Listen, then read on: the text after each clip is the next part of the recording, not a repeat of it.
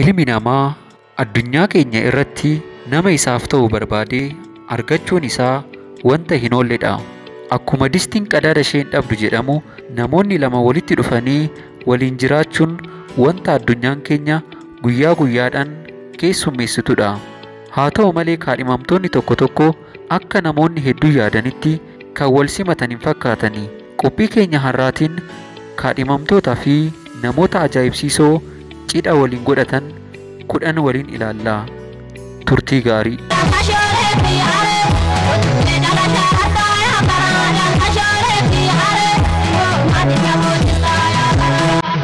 Kurnaffaa Kaayil Doonsii fi Aadde Maarjoorii. Dargaggoon kun Kaayil Doonsii jedhama. Waggaa 31 yommuu ta'u, umrii isaa si'a 3 dachaa kan isa caaltu jaartii Maarjoorii jedhamtu jaalladheeta fuudhe nuun jedha. Aadde Maarjooriin umriin isaanii waggaa 91 yommuu ta'u, dargaggoo waggaa 60 isaanii gadi ta'e kana heerumanii erga jiraachuu jalqabanii bubbulaniiru. Namoonni kun kan wal baran bara 2009 jaartiin kun mana kitaabaa keessa yommuu hojjettudha. Isheenis waggaa 37 booda yeroo jalqabaatiif abbaa manaa ishee durii booda jaalalaan akka kufte ni dubbatti. Haaluma kanaan namoonni kun jireenya gaarii jiraachaa akka jiran ibsaniiru. Namoonni hedduun garuu ajaa'ib jedhanii afaan qabataniiru. Saglaffaa Shaawon Steefensanii fi Mindii Niis. Shaawon Ameerikaa keessatti barreessaa kitaabaa fi mootiveeshinaal ispiikarii yommuu ta'u, daa'imummaa isaatii kaasee sababa dhukkubaatiin dheerinni isaa seentimeetira 91 darbuu hin dandeenye. Ammatti haadha manaa isaa waggaa 40 waliin jiraachaa kan jiran yommuu ta'u, Shaawon namoota hedduuf fakkeenya jabinaa ta'uu danda'eera. Innis addunyaarra naanna'aa namoota hedduu kakaasaa fi barsiisaa jira. Namoota hedduu biratti garaagarummaan qaamaa namoota lamaanii kun gaaffii fi dinqii ta'us, namoonni kun garuu wal fuudhanii daa'ima tokko argachuu danda'aniiru. 8ffaa Aanaa fi Luusii. Qarreewwan lamaan kun lakkuu biyya Awustiraaliyaa jiraatan yommuu ta'an, isaan lachuu dhiira tokko jaallachuu isaaniitiin namicha waggaa 37 kan ta'ee fi hojiin isaa elektirishaanii kan ta'e maqaan isaa Ben jedhamu heerumuu danda'aniiru. Namoonni kun waggaa 10 hanga har'aatti jaalalaan jiraachaa kan jiran ta'ullee namoonni hedduun garuu ajaa'ibsiifataniiru. 7ffaa Pool Gaabireelii fi Lii Hoopin. Poolii fi Liin dhirsaaf niitii beekamoo biyya Biraaziil yommuu ta'an, dheerinni isaan lachanii walitti ida'amee meetira 1.81 yommuu ta'u, kanaanis dhirsaa fi niitii gabaabdota jedhamanii Guinness World Book irratti galmaa'aniiru. Umriin isaa waggaa 31 kan ta'e Pool dheerinni isaa seentimeetira 90 yommuu ta'u, umriin ishee 28 kan ta'e Liin ammoo seentimeetira 91 dheeratti. Bara 2006 sooshaal miidiyaadhaan kan wal baran namoonni kun bara 2012 wal malee jiraachuu hin dandeenyu jechuun gaa'ila uumuu danda'aniiru. 6ffaa Feernaandeezii fi Iivaa.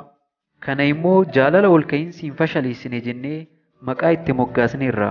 Namoonni kun jaalalaan kufanii waliin jiraachuu erga jalqabanii waggaa 4 kan guutan yommuu ta'u, namichi dheerina isaatiin addunyaarraa 3ffaa ta'e kun umriin isaa 28 fi dheerinni isaa ammoo meetira 2.37 kan ta'edha. Innis niitii dheerina isaa walakkaa taate kana fuudhuun namoota hedduu dinqisiiseera. Namoonni kun dheerinni keenya jaalala keenya irratti miidhaa homaa hin qabu jedhanillee, namoonni baay'een garuu jaalala kana jaalala fageenyaa jedhanii moggaasaniiru. 5ffaa Giraand Pii fi Yuudooksii.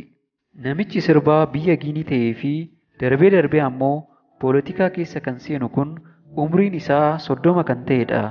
Innis hormooniin isaa guddina dabalu waan rakkina qabuuf osoo akka namoota birootti hin guddatin hafeera.